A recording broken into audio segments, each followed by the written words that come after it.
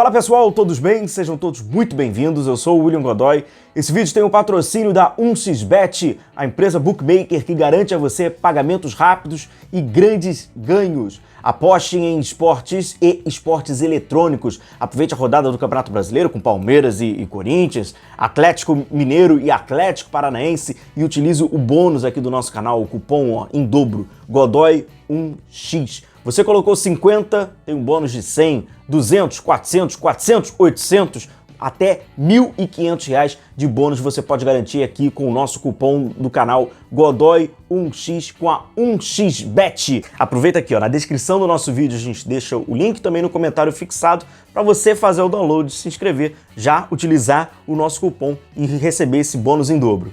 Galera, vamos falar um pouquinho sobre o Flamengo nessa questão, de como tá essa marcação um pouco mais alta, como eu encaixo, vocês vão entender como é que é esse encurtamento.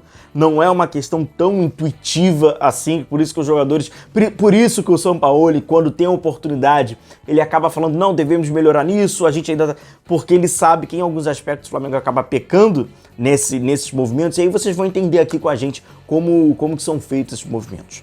Primeiro, vou mostrar para vocês de que forma o Flamengo tenta, dar a intenção ao adversário para que saia pelos lados. O Flamengo prefere que o adversário saia pelos lados e a gente vai observar quais são os caminhos que o Flamengo tenta então condicionar ao adversário essa saída pelos lados, que inclusive facilita dentro da sua estrutura. Aqui a gente tem um exemplo no jogo contra o Nublense, O Nublense tenta sair aqui pelo lado esquerdo. Já tem um desespero do Sampaoli, para fazer aquela marcação mais pressionada. A gente vê como ele tá agitado.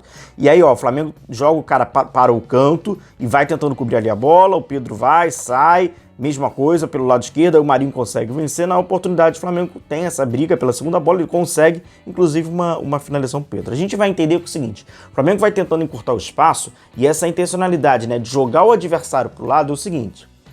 Naturalmente, o jogador já está próximo à linha lateral, então ele já está sendo marcado, obviamente, pela linha lateral, então ele tem menos campo.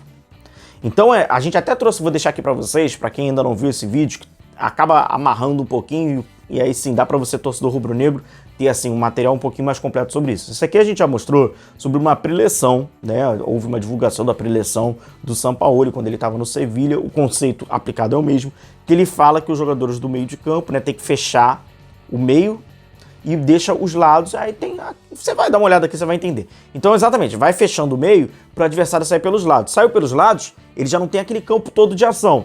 A linha lateral já está marcando o possuidor da bola. E aí o Flamengo tem que exercer, cada jogador exerce a sua marcação, exerce cada encurtamento. De que forma é isso? E aí que tá. Não é tão assim, só chegar lá e vai correndo lá e marcar, tá próximo. Não é bem assim não, e vocês vão entender aqui como é que é um pouquinho. Aqui eu trago para vocês, o Flamengo fazendo essa marcação, mais uma vez, levou o adversário pro canto, do campo, e aí obviamente ele já está sendo marcado, tem menos campo de ação, tentando, forçar esse erro. Aqui, inclusive, foi um gol que o Flamengo fez, que o Thiago Maia fez o desarme, porque o Pedro e o Gabigol estavam marcando a linha de passe. Vocês vão entender a importância da marcação da linha de passe, como ela é feita, tá? Então foi aqui o Thiago Maia, teve o desarme, o Flamengo conseguiu. Esse aqui é recente, agora na Copa do Brasil, o Wesley fez a recomposição, o Gabigol marcou ali a linha de passe, houve ali um espaço, e aí conseguiu sair, mérito ali do adversário, que fez a inversão perfeito. E é nessa imagem aqui pra gente entender, o Wesley foi no possuidor da bola, o Gabigol fechou a linha de passe, então ele está ali ele está entre, a possibilidade de passe e o possuidor da bola.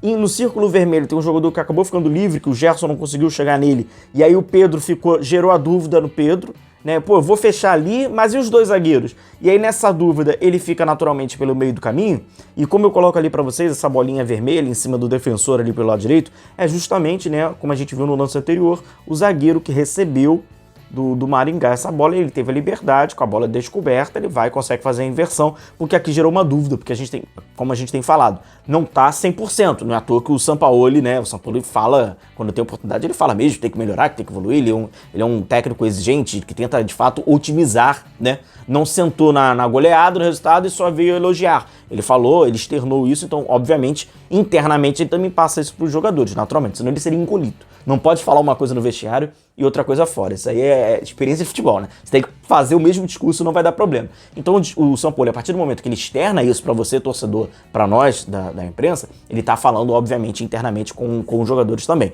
E aí essa questão de otimizar também passa muito por isso, né? De você conseguir entender melhor, compreender. A gente vai entender, eu vou trazer aqui para vocês, esse gráfico aqui, muito passa pela compreensão. Primeiro pela interpretação. O jogador ele executa o tempo todo. O tempo todo ele toma decisão, não apenas com a bola no pé, mas também sem a bola. Dentro desse critério, inclusive do Sampaoli, de marcação, ele também tem que interpretar. Então a gente vai entender como é que é esse processo, né, Poli? O que ele entendeu aqui para executar?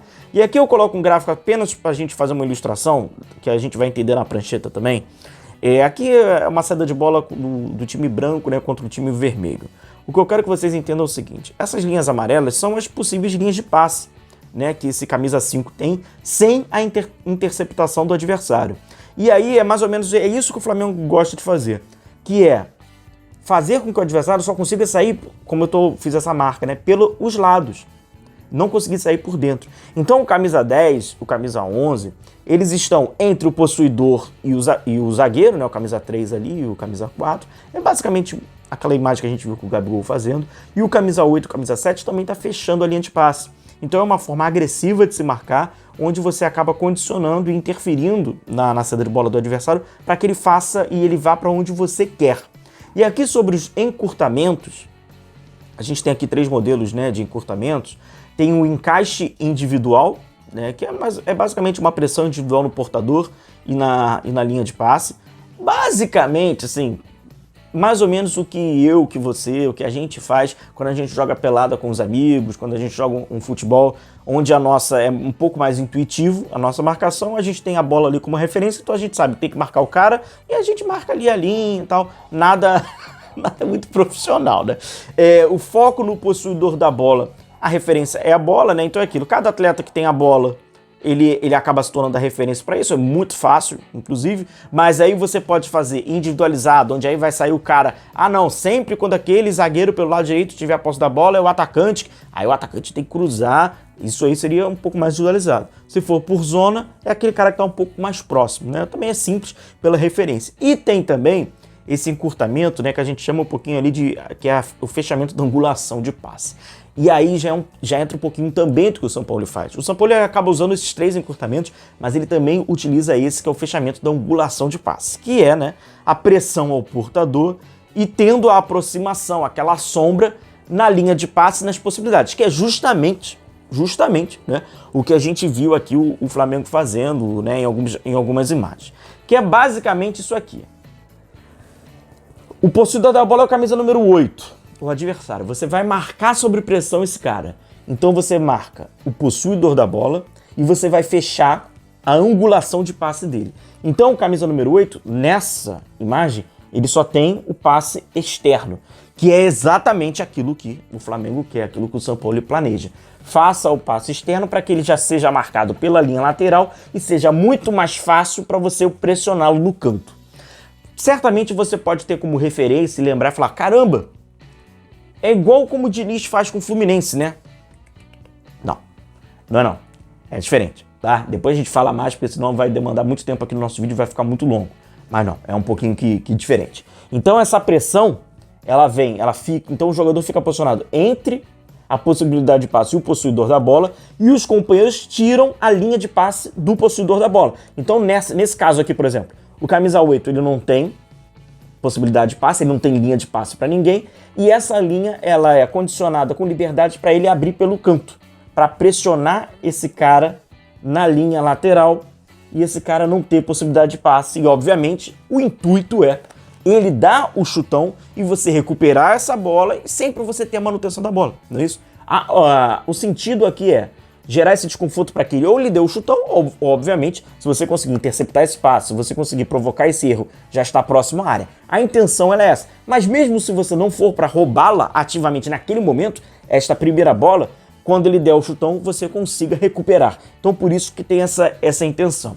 Esse modelo de marcação, ele acabou ficando marcado um pouquinho mais na Europa, tendo algumas identificações muito fortes sobre Pep Guardiola e com o trabalho do Jürgen Klopp, que trabalham de forma diferente, né? O Jürgen Klopp tem muito aquele tal do Gegenpressing, né? Uma forma de pressionar, inclusive que traz lá um pouco na terminologia do futebol alemão. É um tanto que semelhante, sim, a esse modelo desses treinadores que adotaram lá na Europa e que muitas vezes acabou se tornando uma tendência sobre como vai marcar. Como eu falei, o encurtamento é no possuidor, é na referência da bola, é na linha de passe ou até mesmo nessa questão da angulação de passe. É um pouco desses traços que traz o Sampaoli, sem dúvida nenhuma, como a gente viu aqui nas imagens, nesse time do Flamengo, nesse início do seu trabalho aqui no Flamengo. Beleza, galera?